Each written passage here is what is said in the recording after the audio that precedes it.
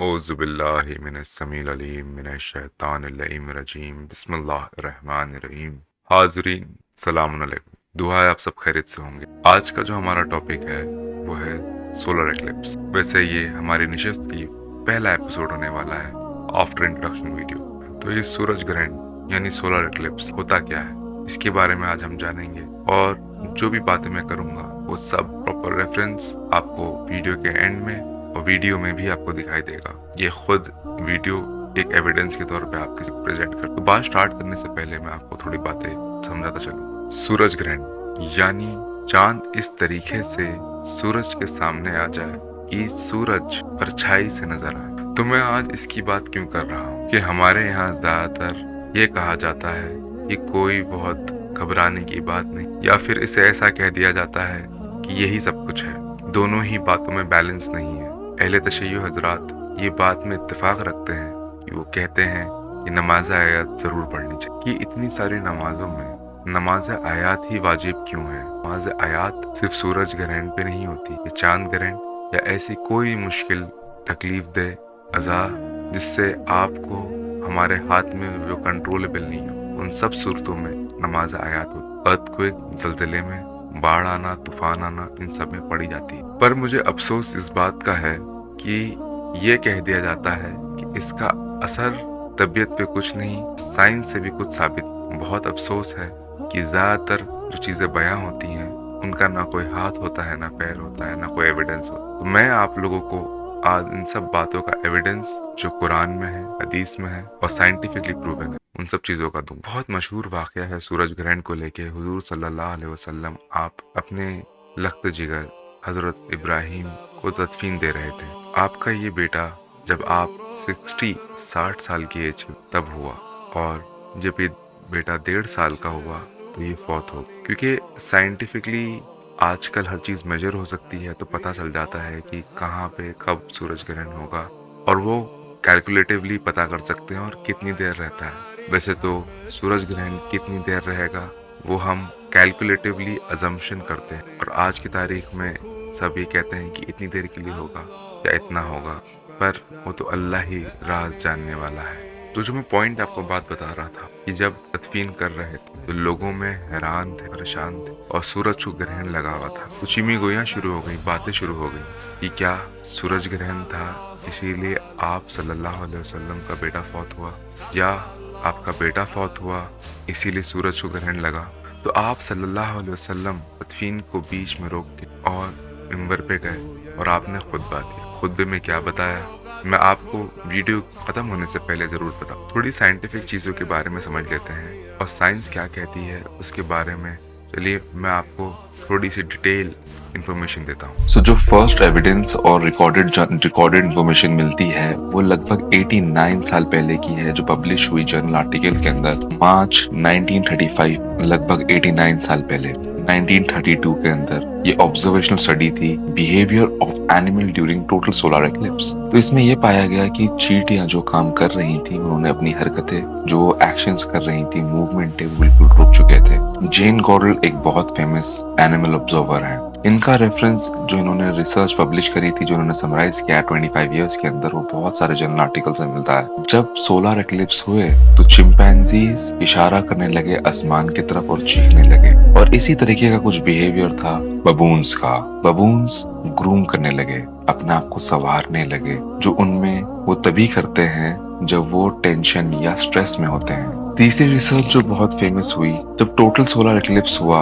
1991 में ये चीज ऑब्जर्व करी गई, और 1994 में पेपर पब्लिश हुआ कि जब अंधेरा छाया टोटल सोलर एक्लिप्स का, मकड़ियों ने अपने जाले तोड़ दिए। जो तीसरा फेमस और मशहूर जर्नल आर्टिकल मिलता है वो 1997 का में मिलता है, जब रिसर्चर्स ने मेक्सिको में देखा कि लिजर्ड्स ने अपनी आंखें बंद कर ली, और ये लिजर्ड्स ज्यादातर आंखें रात में भी बंद नहीं करते हैं। फिर 2009 की एक चाइनीज रिपोर्ट में डिस्कवर किया गया कि जब सोलर एक्लिप्स हुए, बर्ड्स ने, चिड़ियाओं ने अपने जिस तरीके से वो गुनगुनाती हैं उन्होंने अपना रिस्पॉन्स चेंज कर दिया।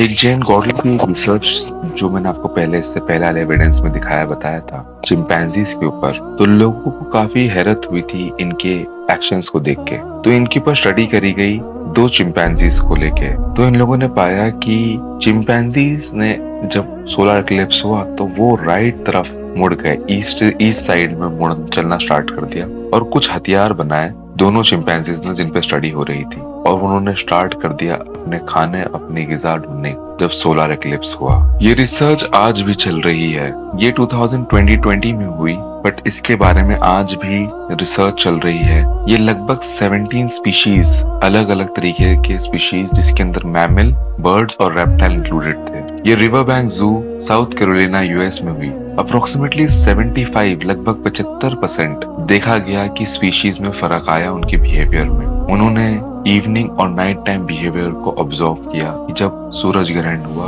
तो इनका बिहेवियर में काफी चेंजेस आना स्टार्ट हो गए और सबने अलग अलग तरीके से परफॉर्म किया। इसी पेपर के अंदर मिलता है कि जिराफ ने एंजाइटी शो करी, स्ट्रेस शो किया, और काफी सारे एनिमल्स जैसे कि रेप्टाइल्स, उनको भी एक तरीके से एंजाइटी का असर। जितने ही मैंने आपको अभी जर्नल आर्टिकल्स दिखाए हैं ये सब एनेक्डोटल एविडेंस के ऊपर बेस्ड है। एनेक्डोटल एविडेंस मतलब ये होता है जो इंफॉर्मेशन आपको आपके पास आई हो पर्सनल एक्सपीरियंस या ऑब्जर्वेशन के जरिए। इस सोलर जो एक्लिप्स, जो टोटल एक्लिप्स होता है, उसका शेप एंड साइज, उसका आकार किस तरीके से होता है। बेसिकली जो डायमीटर होता है, जो गोलाई होती है जिसका शैडो अर्थ पे पड़ता है, लगभग वो 250 किलोमीटर का होता है, जो टोटल सोलर एक्लिप्स का होता है। और ये वेस्ट मैक्सिकन कोस्ट लाइन से स्टार्ट होने वाला है, पूरे यूनाइटेड स्टेट्स में दिखाई देगा और डिफरेंट पार्ट्स ऑफ कनाडा, मतलब कनाडा में भी कई सारी जगहों पे ये नजर आने वाला है। जो ये स्पीड से मूव करता है, लगभग 1 सेकेंड पर किलोमीटर की स्पीड से मूव करता है। सिर्फ और सिर्फ 5 मिनट का नॉर्थ अमेरिकन रीजन में ये फिर से 2044 में नजर आएगा। एक सोलर एक्लिप्स को 375 इयर्स में एग्जैक्ट सेम लोकेशन लगती है, मतलब लगभग 400 साल फिर से solar eclipse, total solar eclipse को उस जगह पे आने में। हम कुछ जो बातें जानते हैं जो सोलर एक्लिप्स की वजह से होती हैं, उसमें से एक है जब फोटोसिंथेसिस, जो पेड़ प्रोड्यूस करता है सन से, वो ड्रास्टिकली प्लमेट हो जाती है, गिर जाती है, और उसको रिकवर होने में कई घंटे लगते हैं। इसका एविडेंस इसकी वजह से ऑक्सीजन कम हो जाता है, साइंटिफिकली प्रूवन है। तो जो अब हमको इफेक्ट देखने मिलता है, जो फोटोसिंथेसिस और जो ऑक्सीजन लेवल जो कम हो जाता है, उससे भी बड़ा इफेक्ट हमारे आइनोस्फीयर में पड़ता है, जो सबसे बड़ा इफेक्ट है एक्लिप्स की वजह से। अब ये आइनोस्फीयर बेसिकली हाई एल्टीट्यूड पे होता है, जो 60 to 300 kilometres above the earth होता है। ये एरिया के अंदर बेसिकली चार्ज पार्टिकल जो सन से आते हैं, जो रेडिएशन की शक्ल में होते हैं, वो होते हैं। और जब एक्लिप्स होती हैं तो जो सबसे बड़ा इफेक्ट आइनोस्फीयर में देखने मिलता है, क्योंकि रेडिएशंस नहीं आती हैं, तो जो टेम्परेचर होता है अप्रोक्सीमेटली 3 to 8 डिग्री सेल्सियस या यूं कहें 5 to 10 डिग्री फ़ारेनहाइट गिर जाता है, प्लमेट हो जाता है। और जो इससे प्रॉब्लम जो आती हैं, बेसिकली एक्लिप विंड्स आती हैं। एक्लिप विंड बहुत तेज हवा, जो सोलर एक्लिप्स आने के बाद या लूनर एक्लिप्स आने के बाद। अब जो मैं बातें आपको समझाने लगा था, जो मैंने आपको एविडेंस दिखाया, अब आपको शायद धीरे धीरे चीजें समझ में आने लगेंगी। तो मैं आपको और डिटेल में समझाने के लिए कुरान की कुछ आयतों की तरफ ले जाता हूँ, जिससे आपको चीजें वाज़ेह हो जाएंगी। सूरा नंबर 2, सूरा अल-बकरा, आयत नंबर 118। قال الذين لا يعلمون لولا يكلمنا الله أو تأتينا آية كذلك قال الذين من قبلهم مثل قولهم تشابهت قلوبهم قد بينا الآيات لقوم يوقنون। और जो लोग कुछ नहीं जानते यानी मुशरिक, वो कहते हैं कि अल्लाह हमसे कलाम क्यों नहीं करता या हमारे पास कोई निशानी क्यों नहीं आती। इसी तरह जो लोग इनसे पहले थे वो भी इन्हीं किसी बातें किया करते थे। इन लोगों के दिल आपस में मिलते जुलते हैं। जो लोग साहिब यकीन हैं उनके समझाने के लिए हमने निशानियां बयान कर दी हैं। सूरत अल-नहल सूरा नंबर 16 आयत नंबर 79। ألم يروا إلى الطير مسخرات في جو السماء ما يمسكهن إلا الله إن في ذلك لآيات لقوم يؤمنون। क्या इन लोगों ने परिंदों को नहीं देखा कि आसमान की हवा में घिरे हुए उड़ते रहते हैं, इनको अल्लाह ही थामे रखता है। ईमान वालों के लिए इसमें बहुत सी निशानियां हैं। सूरा नूर सूरा नंबर 24 आयत नंबर 44। يقلب الله الليل والنهار إن في ذلك لعبرة لأولي الأبصار। अल्लाह ही रात और दिन को बदलता रहता है, अहले बसारत के लिए इसमें बड़ी इबरत है। सूरा फुसिलत सूरा नंबर 41 आयत नंबर 30। ومن آياته الليل والنهار والشمس والقمر لا تسجدوا للشمس ولا للقمر واسجدوا لله الذي خلقهن إن كنتم إياه تعبدون। रात और दिन और सूरज और चांद उसकी निशानियों में से है। तुम लोग ना तो सूरज को सजदा करो और ना चांद को, बल्कि अल्लाह को ही सजदा करो जिसने इन चीजों को पैदा किया। सूरा अल-क़यामा सूरा नंबर 75 आयत नंबर 9। وجمع الشمس والقمر तो अल्लाह फरमाता है कि सूरज और चांद को साथ में लाया जाए। जो मैंने आपको ये सब वीडियो दिखाई, ये सब क्या है? अगर आपने नोटिस किया हो, हर आयत के अंदर जो मैंने यहाँ पे प्रेजेंट करी, उसमें एक कीवर्ड कॉमन था, एक अल्फाज, एक हुर्फ कॉमन था, आयत। आयत मतलब क्या? आयत मतलब निशानी।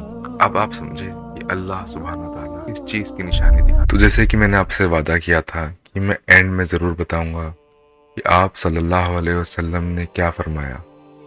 आप सल्लल्लाहु अलैहि वसल्लम ने जो बातें कही, जो बातें हो रही थी, उन्होंने कहा कि तुम्हें लगता है कि इब्राहिम फौत हुआ इसीलिए सूरज को ग्रहण लगा, या सूरज को ग्रहण लगा इसीलिए एक पैगंबर का बेटा दुनिया से रहलत फरमा गया। आप सल्लल्लाहु अलैहि वसल्लम ने फरमाया कि ऐसा कुछ भी नहीं है, ये सिर्फ आयात है अल्लाह सुब्हानहू तआला की, वही जो मैंने आपको अभी बताया, अल्लाह सुब्हानहू तआला की निशानी। तो ये निशानी जो है हमको आपको समझने के लिए है कि क़यामत पास आने वाली है।